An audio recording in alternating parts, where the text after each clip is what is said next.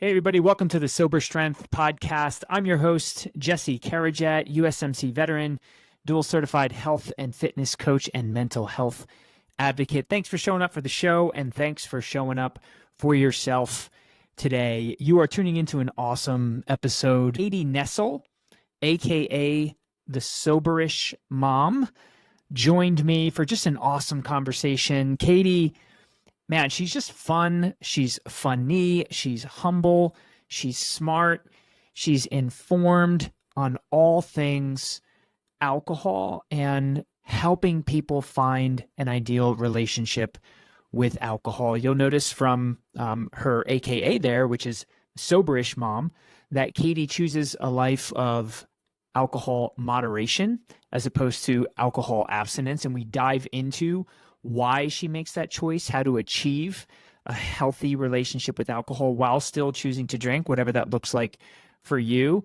And we just kind of cover everything. We go over the difference between sobriety and sobercurious and soberish and all those things. So again, just an uplifting and hopefully entertaining and enlightening conversation I had with Katie. So she's awesome. In the show notes, I will link to all of the places where you can find and follow Soberish Mom. Before we get started with the episode, as always, we strongly recommend diving into the Altum Fitness community. That is a free community for anyone who wants to join. You'll find forums, meetups, resources, fitness programs, all free. You can find that on our website, and I also link in every single show different access points there. But we just want you to get plugged in and get the tips, tools, resources, and motivation to find your ideal relationship with not just alcohol, but any substance or, habit that might be holding you back. And then also always like to ask, if you haven't already, would you please follow the show and perhaps leave a rating and review? If you like what you hear or find value from what you hear, your rating and review will just go such a long way to help other people find the show. And if you don't like the show, just forget I said anything. And without further ado, let's get started with the show. Ladies and gentlemen, the powerful Katie Nessel, the Soberish mom. Let's go deep.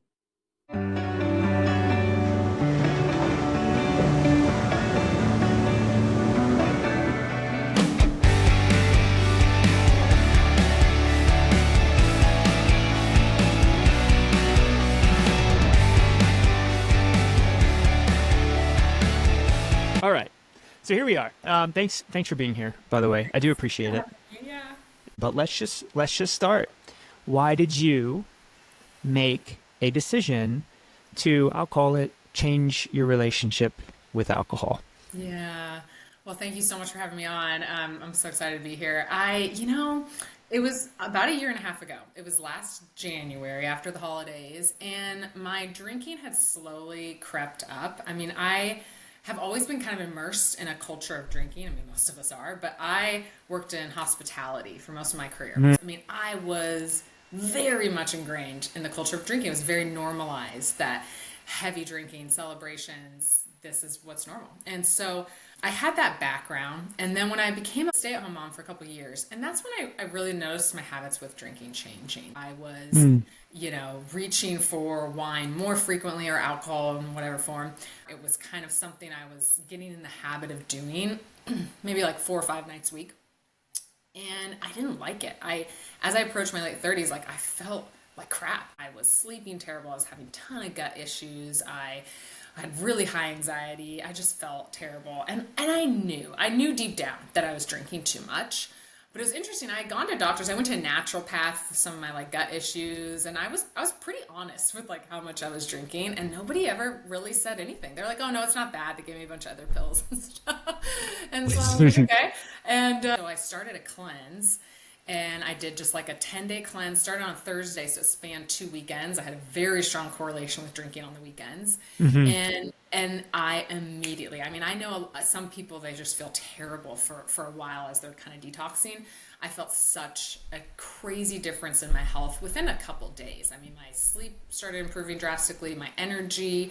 About after a week, I would say my anxiety and my patience with my kids started improving. And I was like, oh man, this is incredible. And so that's when I thought this might be something. And there were a few pivotal moments kind of in that first month that made it a really long-term change for me. But Hmm. that was kind of how I got started in thinking like there's something here that I need to explore more, and I'm really loving how I'm feeling. So Sure. Yeah. So two questions. Were you drinking more when you were working in the event industry or when you were a stay-at-home mom? And what was it specifically about that? And I'll call it job, that very important, stressful job of being a stay-at-home mom or dad. What was it about that job that yeah. you think drove maybe excess drinking, assuming you were drinking more at that time? Yeah, I mean, I think it was when I was younger and working in events and I didn't have kids. I think my husband and I, who now barely drinks also, would drink a lot on the weekends. We were, Friday through Sunday drinkers, and we would go out to clubs and we party, and then the rest of the week we were only drinking. When I became a mom and I was a stay-at-home, I mean, you're working 12, 14-hour days. Because we went down to one income, my husband was traveling a lot. We have very little family support in the area. I Mm. started drinking more frequently, and like it became a daily habit for me, and probably more too. I think, my drinking habits were like I would have 3 or 4 drinks kind of every other night because then the next day I would feel like crap and I'd have brain fog. I was like, oh, I'm not going to drink tonight, and then the day after that I'm drinking again, maybe a little extra on the weekends. That was kind of my habit, and I think the reason why is. I mean, there's so many reasons. I mean, I fell really deep into mommy wine culture for sure. I Mm. mean, I used to make funny videos about drinking to survive parenting. This narrative that alcohol and parenting go hand in hand is pervasive. It's everywhere, Yeah. and that you need alcohol. That is like part of parenting to survive the bedtime routine or whatever. Man, I bought into that so hard, and what we've seen with the amplification of social media is that it's these funny memes, these funny videos everywhere, and you become part of this tribe. You're part of the mommy wine culture tribe. And then when you leave, it can be really hard. You can feel very ostracized. That's something we can talk a little about more. But I was part of that tribe. I mean, that's how I related to other moms. It's how I felt I was getting through the day. And, we're very reward system focused people. And so it's like 5 o'clock would hit, and I was like, I need a way to like differentiate day from night. I mean, I still got 5 hours ahead of me. So it's like, here's my reward. I'm going to have some wine or whatever. And, the funny thing is what I've learned now is that yes, that feels great in the moment. Yes, it makes, the 100th time you're playing hide and seek a little more fun. But afterwards, it's like your anxiety, your confidence, everything is just so diminished by having alcohol and play a daily role in your life that was really eye opening for me. How much easier parenting actually got when I stopped drinking as much. So Yeah. yeah. Yeah, this topic of why it's so stressful to be a stay-at-home parent and why alcohol is connected, it's really relevant to me. My story a little bit, and I'm just gonna really hit high levels, but I left a quote unquote stressful corporate job last year and took some time, and my wife and I essentially made a decision that she would go to work because she wanted to. She missed her career. She was a stay-at-home mom for a while. She jumped back into her career, and I jumped out. And I'm so grateful now that I've had the experience of being a stay-at-home dad with 3 children, young children, mind you. Oh, I've lived that life, and I will tell you this, and it was not the purpose of our conversation, but I eagerly want to share this. Being a stay-at-home dad is harder, hands down, than this corporate job that I had, which at the time I thought was the hardest thing in the world. And the reason is, and I've had time to think about this, even though in my corporate job I was an executive in a healthcare company, I was traveling a lot, big presentations, public speaking, conflict resolution, high pressure deadlines, yeah. constant fires that I was putting out, right? Those stresses are formidable. However, in every day and every week, I still had the freedom to kind of structure my day how I wanted to. I had the freedom to focus my energy here, and then if I felt overwhelmed or overstimulated, I can pull up and go do something else. And you just have that like kind of freedom, right, to navigate, as you know, because I can just see your body language and I'm talking to you right now. But when you're a stay-at-home dad, especially with 3 younger kids, you quite literally your brain, your energy, your focus is tied up for 10, 12 hours a day. There's no freedom. And so I think this stress, and I'm a little bit of a preach here, but like this stress of that like constant stimulation, that constant pressure stress of being engaged all the time and needed all the time, to me was harder emotionally than what I described earlier. And that's such an enlightening thing for me. And I'm so glad that I had that experience now.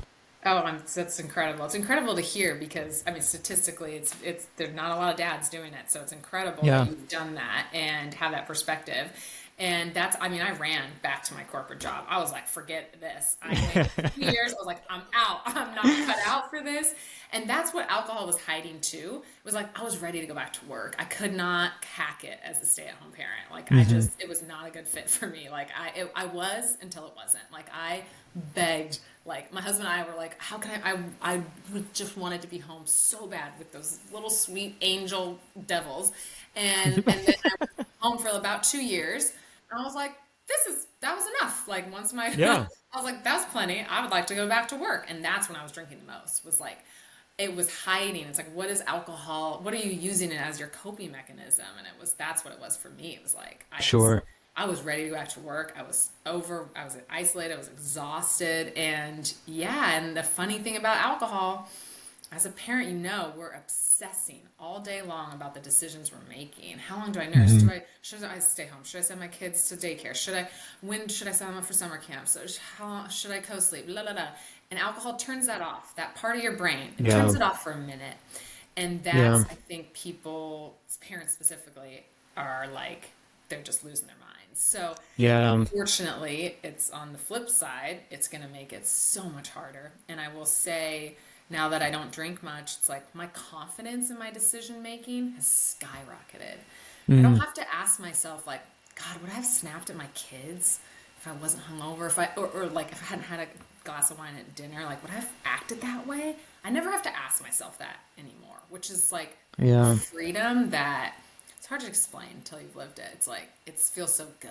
But the parenting one is like, it's no joke. And I think a hard part of that journey, as my kids are entering elementary school and I'm meeting a lot of new moms and new parents and PTA and yada yada sporting events and stuff, is it's hard when you're not part of that tribe, when you don't drink and you're meeting new moms and everyone's holding a glass of rosé and they're like, what do you do? And I'm like, I talk about not doing that. People drink less. Everyone's like, oh my God, they're like hiding their wine. I mean, it's the shame mirror, right? Even though you don't mean for it to be, has nothing to do with how you're living your life, but it's the shame mirror. The second, you say that, and it's that's been challenging too. So, and I get a lot of women that reach out to me that say, how do you deal with this socially? I'm embarrassed, or like I've had a hard time, or my friend group, my family group is not being as supportive as I hoped would be. And that's something I have struggled with. And so it's, just letting people know they're not alone that's a big part of Soberish Mom. It's just like, you're not alone. Like a lot of people are struggling with this. And that's what I hope to do, is just kind of help people, give them some help. Yeah, and I just want to affirm something you said and agree with you, that alcohol is effective in changing our mind state. And I think that's what makes it so dangerous. Like at the end of the day, when, you're 10 hours into parenting, you're reflecting on all like shortcomings, like maybe you lost your patience, you start the day like, I'm going to be more gentle and loving and kind. And then it's 5 o'clock and you're like, and then you're just like, you feel shame and then you feel like a failure and then you drink your alcohol. And unfortunately it can be, I don't want to use, I guess I have to use the word useful. It's useful in that it can help you just turn off that inner voice. Just but for that moment. Just for that moment. And then it's but over time, not so helpful. Not so helpful at all, yeah. So, all right, you did I love you said cleanse. I don't know, I wasn't expecting that word. You did a cleanse. I like it because you're cleansing your body and maybe emotionally cleansing yourself from the need for alcohol. But soberish is a word. And I don't know that, I feel like soberish it probably has different definitions. I want to hear your definition of what soberish means, but then also just connect the dots from that first cleanse to where you landed and where you are today with your relationship with alcohol. So maybe we'll just start with, what does soberish mean? And then however you want to answer that. To question. me, like I think of soberish as another word for sober curious, and there is no like set in stone definition as far as I know. It means sober curious. You're really curious about how alcohol is impacting your life and how maybe drinking less could have a positive impact on your life, and you are willing to go in a very brave, vulnerable state and address that question and investigate, like, is drinking less going to have a huge impact on my life? If so, how? How much alcohol am I comfortable having? Is it zero? Is it one drink a week? What does that look like? And just be really curious about the role that alcohol plays in your life. And so that's how I approached it. I just thought, I'm not ready to become totally sober. I don't even know what that means, but I know I need to drink less. I know I need to cut back. How can I do that? And so I kind of made up this cleanse. I mean, I basically just made up this whole program. I was like, well, I'm having trouble sleeping. My skin looks like crap. I'm having all these stomach issues. Like, I'm going to stop eating processed foods. I'm going to stop alcohol. I'm going to start a bedtime routine. So I started doing some habit tracking, little things like making my bed every morning and like taking this eye drop I always forget to take every night. And I started tracking all these things just for a few weeks. And I started that route. That was like very helpful for me. And just, immediately felt a difference. Why did you make the decision to live that lifestyle as opposed to completely sober? Hey, Sober Strength listeners, sorry to interrupt this episode. It's your host, Jesse Carajet, and I have a quick but exciting announcement. If you're listening and you're struggling to break free from alcohol or any harmful habit and looking to elevate your physical fitness and emotional health, I can help. For the first time, I'm offering direct one-on-one coaching with me to help people improve those habits and reach the best fitness they've had in their life. So if you want to work with me, I'd love to meet you. You can book a discovery call. Go to the show notes, look down below, click on book a discovery call with Jesse, or go to ultimfitness.com and you can book your free discovery call. We'll take some time to get to know each other, set up weekly meetings going forward, and I will design a personalized fitness, nutrition, and lifestyle plan for you. You'll also get unlimited lifetime access to the Ultim Fitness app and the Ultim Fitness community. So you'll get the coaching, accountability, and motivation you need to be successful, to break free from your habits and live the life that you desire and you deserve. So book some time with me. Now back to the show. To me, moderation is just such a powerful tool for long-term change. I drink so much less than I thought I would starting out, and it might sound controversial, but giving myself the ability to drink helped me drink less than I ever have in my entire life. I mean, I started out with like, I'm going to cut back 50%. And then I did. And then I was like, I'm going to do it again. And then I did. And the reason why is because I felt so incredible. And so I'm a huge advocate for moderation because it's the bar to entry is not perfection. The bar to entry is low. Everyone is welcome. You have an opportunity. It might not be perfection, but you know what? It's progress. And so focus on small wins that add up over time. And I just kept doing that. And I felt so incredible that I just kept coming back more and more. And then alcohol lost its hold on me. And I think that's what a lot of people are looking for. Freedom from thinking about alcohol a lot. Yeah. Wondering, how's this going to make me feel? Am I going to be hungover? How many drinks should I have? That constant worry is like, it just disappeared. And then all of a sudden it was like, oh, wow, I haven't thought about alcohol today. Oh, wow, I haven't drank in a week. And it just kept adding up. And so I'm a huge advocate for it because the bar to entry is low. I think there are hundreds of thousands of people, specifically women, that are drinking too much and they want to make a change, but they don't know where to start. And if you only give them all or nothing, they're going to choose nothing and they're not going to do anything for years. Yeah. That's what I did. I've heard you say on a podcast, on another podcast, that advocating for complete sobriety as kind of like a first step. No, these are my words, but your words were, it's a non-starter for some people. Yeah. I agree. And I think there's value in just getting someone to take a first step. And if that first step is their last step and they stay in the realm of moderation, that is a hell of a lot better than never taking any step at all. Yeah. That's my opinion. And I always felt like AA is the only option. That's it. But I don't see myself there. I am a member of Al-Anon, and I'm like, this is not really aligning with like what I see for myself. And I was like, I couldn't find any other resources. I found a few since then, but that was why I started Soberish Mom. So somebody could see me and say, this chick was drinking like 15 drinks a week, and now she drinks 1, 2, 0. I can do that too. And I couldn't find that story anywhere or any route to take it. And so that's why I started the account, to just give people hope that there is a way to change your relationship with alcohol for some people, not for everyone. Moderation is not for everyone, but it's worth trying. And you will find out pretty quickly if it is a good route for you or not. And a lot of people will message me and they'll be like, it's been like 6 months and I haven't drank. I'm like, I don't want to. And I'm like, amazing. Yeah. So amazing. Don't ever drink again then. That's great. Like, I think it's like the gateway to sobriety for a lot of people. And so that's why I'm an advocate for it. And when people say moderation is bullshit, I think it's like, you know what? Perfection is not the only way to see progress. So it might lead to a different path. You may decide you cut back 50% and you feel good at that point. It's not for me to judge or anyone else to judge where you are with your drinking habits. But if you have the courage to want to make some change, I think that's something that should really be celebrated. Yeah, it's funny. I actually had a guest on this show and who literally said on the show, moderation is bullshit. Like the exact quote that you just said. And I don't agree with that. I don't. And, I told her that offline as well, because to prescribe complete abstinence to every single person who is just interested in improving their relationship with alcohol is essentially, it's too black and white. And I think alcohol can have a place in people's lives. I think about, and I think, Katie, you've said something similar, but I think about something like sugar.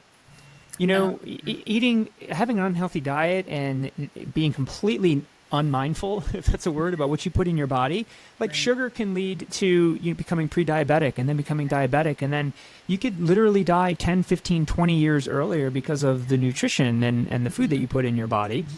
I believe that. However, like I'm going to have ice cream with my kids, and if you took the same mentality of abstinence for alcohol and applied it to like every single thing in your life that is unhealthy, then what are you actually doing? Like, what are you allowed to do that's actually a little bit maybe fun or delicious? I'm losing my train of thought, but does that make sense?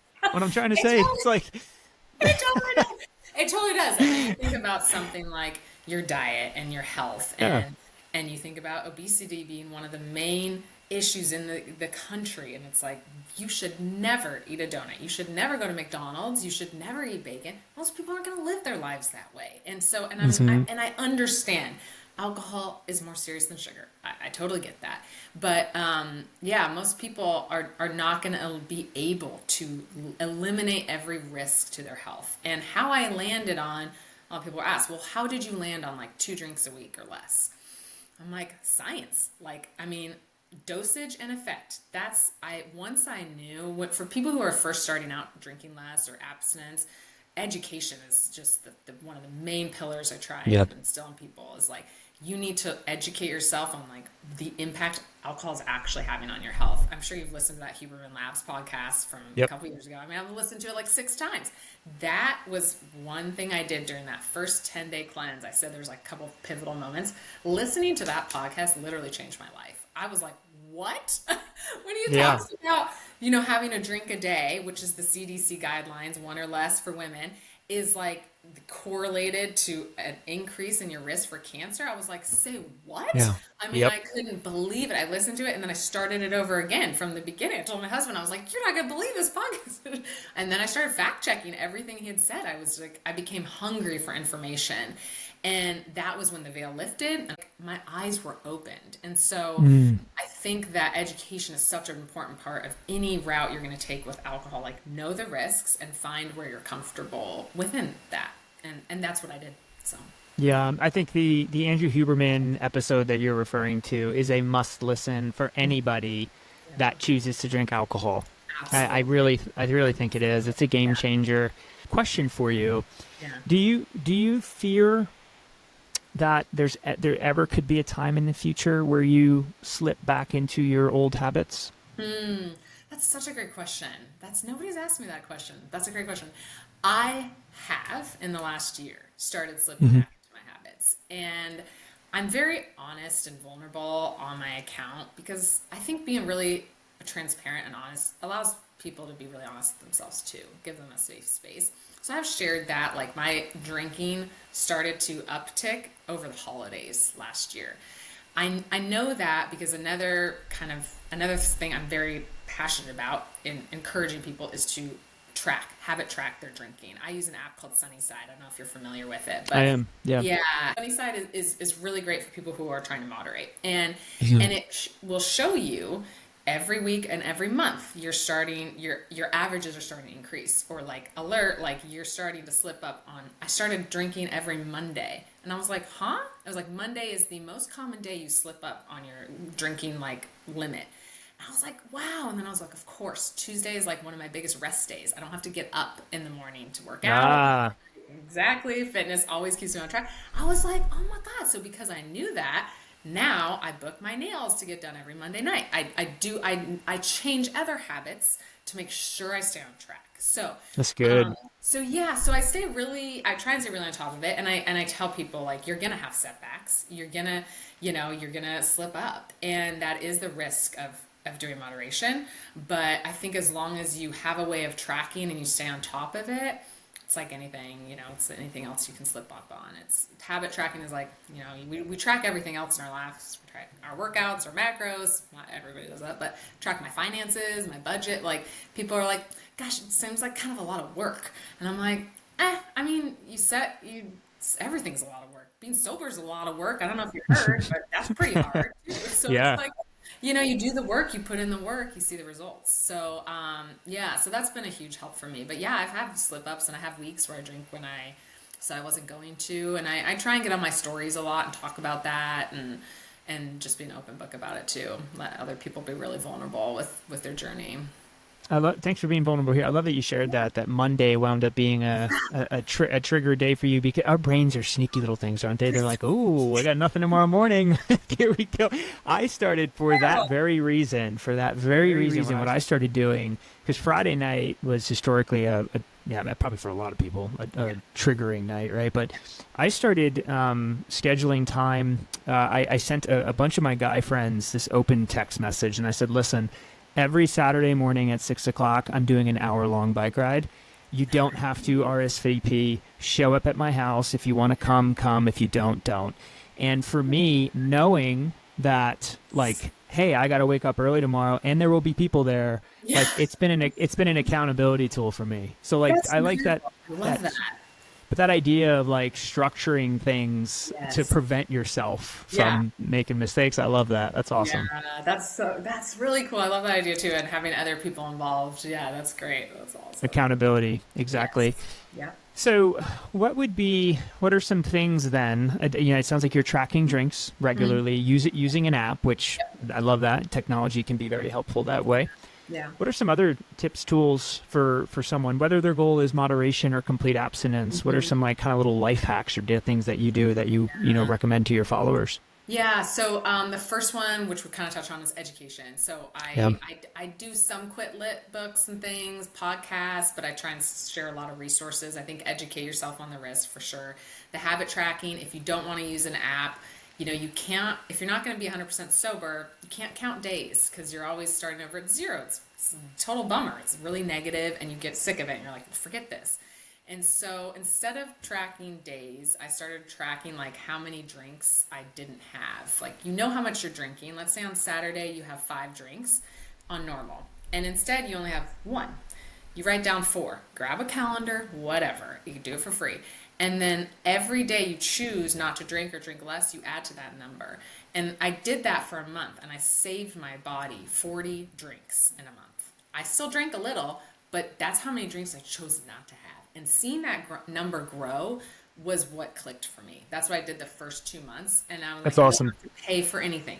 Grab a calendar, grab a journal, and find some system. So definitely the tracking.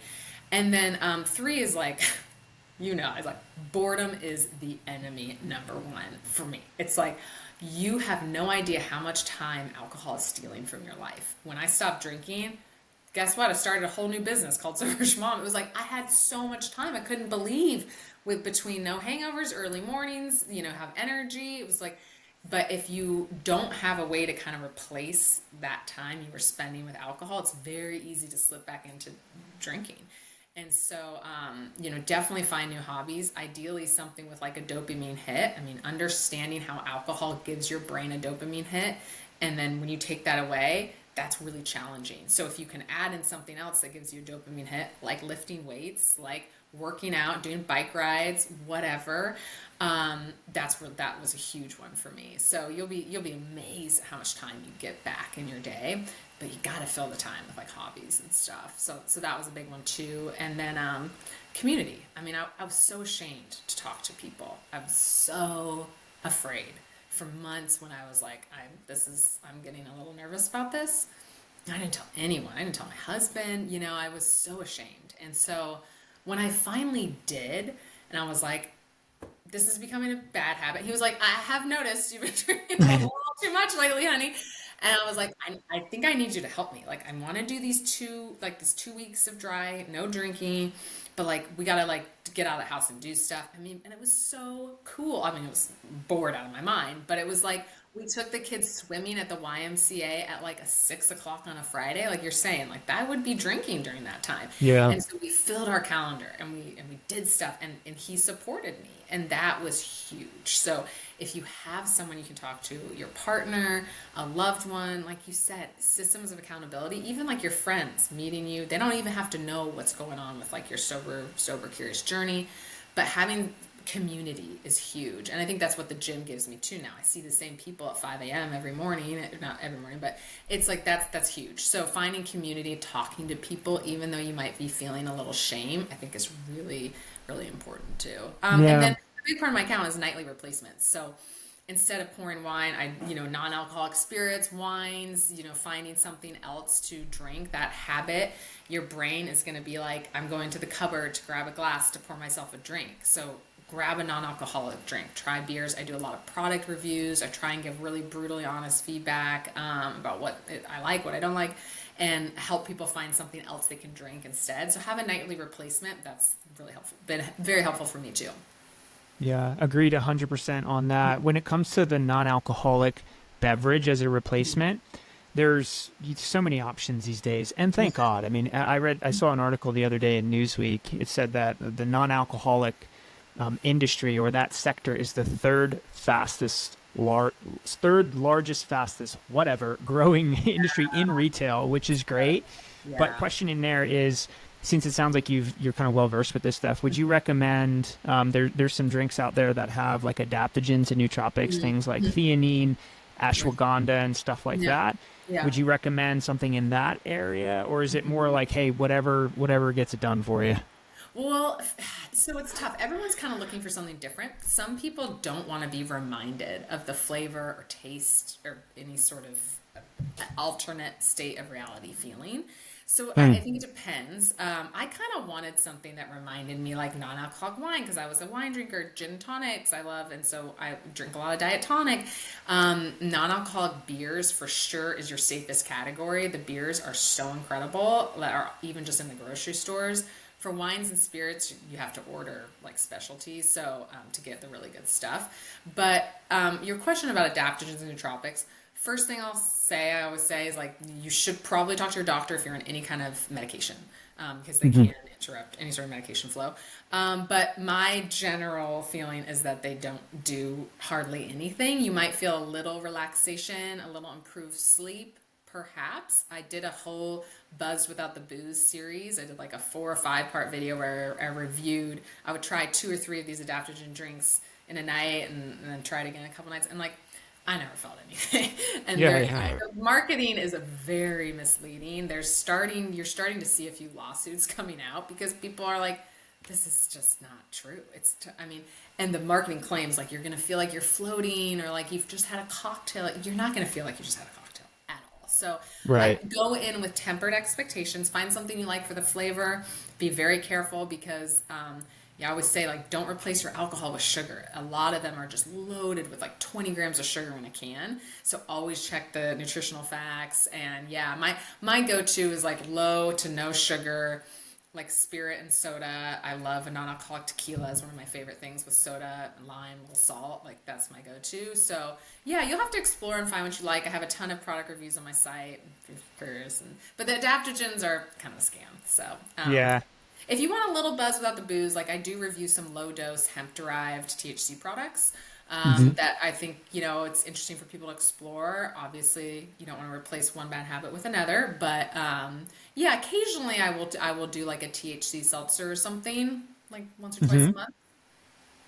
You just drove right in and parked where I was going to ask my next question, which, because it's in the same exact vein. Yeah. What do they call it? California sober is a thing. Kind of sober, yeah. Mm-hmm. The people that advocate for it advocate strongly for it. The people that are opposed to it, typically in more of the AA realm, that don't want to have any type of psychoactive substance introduced in recovery, as they call it. But big question coming. What's your personal opinion on using THC? It sounds like you do lower dose things, but what's your opinion on the California sober movement in general? Yeah, I mean, I think that you just have to be careful that you're not replacing one habit for another. I mean, this does have a level of addiction to it as well. It's not as strong as alcohol. I do see THC as a healthier alternative to drinking for me. So yeah, I don't have super strong feelings on it. What are your thoughts? Yeah, I've thought so. So anecdotally, I have two experiences. One with a friend of mine. His name's Justin. He will listen to this episode. He's the man. Okay. I saw. Yeah, what's up, Justin? He completely transformed his life by replacing alcohol with THC. He got completely sober from alcohol and created some space between his last time drinking, and then for personal reasons to him too, he was having some pain. He had lower back pain that was chronic. He had some other issues like anxiety, and he experimented and basically followed information in science that THC could be beneficial for things like pain and anxiety. Now that I'm not going to debate that. There are people that believe that. Yeah, right. So whatever, but he tried it, and he will tell you today that he is sober from alcohol because of using THC. I can't ignore that. And he's a smart guy, and he has agency. That is a real experience. So I believe that to be true. So I think it can help some people. In my own journey, I've actually used THC products. I live in Colorado. You could drive down the street and get hit in the head with a package of gummies. There's so many dispensaries around here. So that's how it is in Seattle too. I mean, it's like it ain't hard to find. So yeah. No, it's not. But I found it. But I experimented with my triggering time every day has always been and will always be that 5 to 6 p.m. with kids. For whatever reason, I get very flustered, overstimulated around that time. And I tried doing some real low dose gummies and things like that. But I found that for me, the way I react to them is it puts me too far in a place where I'm not myself. I can't focus. I get lost in this real deep thought. I can't be present. It's calming, but I'm not alert. So I found it similar in that it just took me away from being present, which is not my goal. And then fitness is really important to me, and I have an intense training regime. I do mixed martial arts and strength training and high intensity training. And sleep is super important, and I still don't get enough of it just because of the nature of my life with young kids and whatnot. All that to say, I track my sleep, and when I have THC, my deep sleep suffers tremendously. And I don't know if the science supports that. That's my experience, but I wake up, I feel tired, I can't focus. It takes me like an hour to rev up in the morning, and for me, it's directly connected to if I have THC the night before. So yeah, so there you go. That's why when I was like, I need to research a little bit more, because I've been reading some conflicting articles about the sleep. And that's also incredibly important to me. So that's where I'm like, that's still kind of out. The jury's still out on that one for me, too. So, yeah. I have a confession and then a question around fitness. Okay. So my confession is this move right here, this post right here. I saw that. So you were coming on the show, and I was on your profile, and I saw this post, and I saw this move. So I tried this. in my own gym. Um, And when I when I say failure, oh my God, like I look, Katie, not bragging, but we I need the can video. We need it. We need to see I can it. bench over 300 pounds. I can Oh, squat over snap. 400. I can deadlift. I can do all these crazy things. This move right here, just kind of elevating a leg and just picking my hip up, I started crying. I was like, oh my God. So, Okay, we gotta work kudos. on hip and groin strength. We gotta start. You gotta get to Oh, work on that. hip abductors, hip adductors, all those things Yeah, completely neglected like most guys. But anyways, in all seriousness, that's fit hilarious. what you're doing is impressive. You're really dialed in on your fitness. You do some awesome stuff. When did you become so committed to fitness? And then also like just enlighten us. Like what are you doing? What are you up to? What's your program look like? Sure, yeah. I mean, I saw such a change in my progress when I pretty much, quit drinking. But I'm definitely the leanest I've ever been now, and which is awesome. It's like I'm in my late 30s and I look totally different than I did in my 20s. So it's like, just like I'm such an advocate for picking up weights and getting to the gym. So yeah, I just do a heavy lifting training program. I just lift weights for 4 to 5 times a week. I walk a ton. I do 10,000 to 15,000 steps a day. I mean, my diet's pretty strict, and I love it. I just feel amazing. So, yeah, but I mean, just having the energy to lift and train, and then having that 5:30 alarm going off the next day is like, it just holds you accountable for sure. So yeah, fitness has definitely played a big part, and I'm very lucky that I have a very supportive partner who, Mm. we support each other, we give each other the time. It sounds like you are a 50-50 parent. Not everyone's like that, and so I feel so lucky that like my kids are crying, they don't want me to go to the gym, like I still go. I treat my mental health like a job. I don't call in sick to work because my kids are crying, and they're going to be fine. And my husband is strong enough to be like, come on, guys, back inside, because they're early risers. Like, mom will be back at breakfast, and like he's got it. Like he's a really Uh, strong parent. So I'm very fortunate in that way, where I think it's hard. It's yeah, as women, the burden of motherhood can feel very intense, and statistically it is the moms, the designated parents, vast majority of the time. So it's like it's hard to make time for yourself, and so having a 50-50 partner and making a schedule and sticking to it is so crucial for my mental health. I mean, if I'm off on my training schedule for a week or two, or have an injury, like I struggle mentally for sure. So it's been a really important part of my journey and progress for sure. Yeah. heck yeah. Will your husband listen to this episode? He freaking better. What's his name? First name? Alexander. Yeah. Alexander. Yeah. Alex. I'm gonna call you Alex. You're the man. Thanks for being an awesome He's awesome. partner and teammate to Yeah. Katie. Keep it up, buddy. He's great. He's Appreciate it. Soberish dad. He's a big inspiration, because he and I both were like kind of daily drinkers. He was always less of a drinker. He'd have one beer and he'd be done. And Mhm. and then he kind of quit drinking before me. And he's super into fitness. He trains jujitsu and all this stuff. And so he, wanted to optimize his health. And so he got on the train before I did. And when women message me like, oh, my husband is still drinking and like this, I'm like, oh God, that's tough when your partner is still drinking a lot around you. I don't Sure. think I could have done it if Alexander was sitting drinking spicy margaritas next to me and I'm trying to quit drinking. Yeah. That would be tough. So I think having a support system, hopefully doing it with your partner, or your partner's a couple steps ahead of you, is like, that was huge for me. So yeah, That's go Alex. awesome. He's great. Go, Alex. And by the way, I do Brazilian Jiu Jitsu too, so I like your husband by default. Oh So my gosh. Well, he would yeah. love you. Yeah, he would love you. Someone into fitness, like, So, yeah.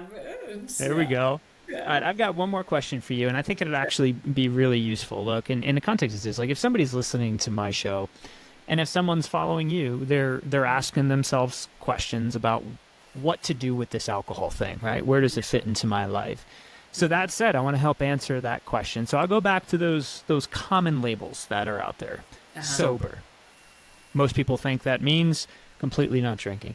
Soberish and sober curious, which is more or less like trying to find that sweet spot or Yeah. no spot for it, right? But for anyone that's listening that's still actively trying to come up with their own kind of personal relationship with alcohol, what thoughts might you give them, or what advice might you invite them to explore to help land on that ideal relationship with alcohol for them. Yeah. The first thing I'll say is like, you should be so fucking proud of yourself for what you're doing, for the work you're putting in right now. Like, I see you and I was you, and I know the hill you are up against, and you should be so proud of yourself because you are making progress.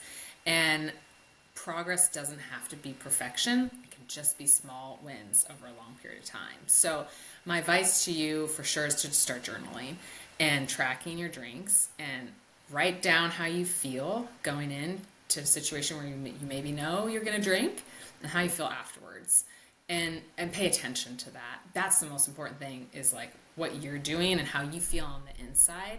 Is nobody can tell you what you should be doing, what your relationship with alcohol should look like. It's like everyone's going to have an opinion, and if you listen to all the outside voices, it's just going to confuse you. So focus on yourself, your journal, your mental health, how you're feeling, and that's what the focus has to come from. Yeah. And just be kind to yourself. Like, I messed up so many times, and I still mess up. Like, I'm not a perfect person, and accepting that I didn't have to be perfect to make a long-term change is what clicked for me. So just be really proud of yourself and keep going. Keep your head up. Keep it up. I love it. I absolutely love it. And it's just such an awesome message that like people can kind of craft their own relationship, and they don't have to, subscribe to something just because they feel as though that's what everyone's doing. I love the message. I absolutely love what you're doing. I'm 100%, as I should, going to link to your, at least your website and your Instagram account. But where are some other places where people might find you and just kind of absorb your content and learn from you? And what are some other areas that you might point people to so they can find you?